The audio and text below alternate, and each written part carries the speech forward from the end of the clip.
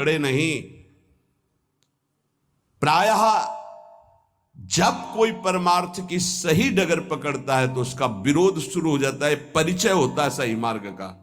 एक बार किसी उपासक ने हितधाम में पूछा था कि आपकी ये बात मेरी समझ में नहीं आई।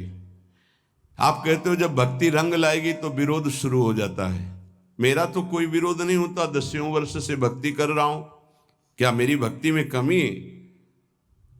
तो हंस के कहा था कि अभी वो बात नहीं है जिससे तुम्हारी खिलाफत हो, जब आएगी तो हम आपको बता देंगे कि देखो अब शुरू हुआ कि नहीं। जब शुरू हुआ तो कहा क्यों भाई, समझ पा रहे हो?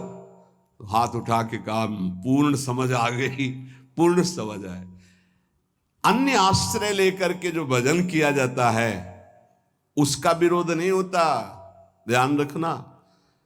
प्रभु से जो कुछ मांगा जाता है उसमें विरोध नहीं होता। जब प्रभु को पाना है सीधे और सीधे केवल भगवद अनन्यता है, अब विरोध आएगा, अब रंग लाएगा विरोध, क्योंकि तुम्हारे सीधे मार्ग को छुड़वाना पड़ेगा। अगर ये पकड़े रहे तो तुम माया पर विजय प्राप्त कर लोगे। और अभी अनंत जन्मों से माया हमें रौंदती रही है, वो कैसे बर्दाश्त करेगी कि हमारे चरणों में गिरा, ये हमको चरणों से रौंद के निकल जाए, ऐसा कैसे हो सकता है? तो वो प्रियजनों के, बड़े जनों के, निज जनों की बुद्धि में भेजती है, यहां से तीर काम करेगा, यहां से काम करेगा, यहां से काम। फिर जब देखती है ऐसा नहीं तो इंद्रिय द्वारों पे उसी के दैवी शक्तियां जागृत कर देती, अब आकर्षित करो।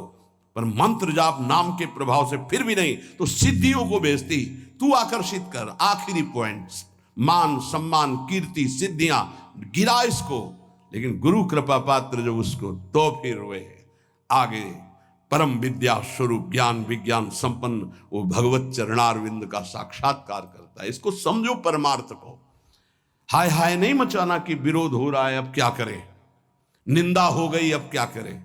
बहुत आश्चर्य होता है, अपनी वासना की पूर्ति को साधना माना जाता है और साधना को नाटक माना जाता है। कैसी बुद्धि, कैसी बुद्धि। स्थिति देखी जाती है।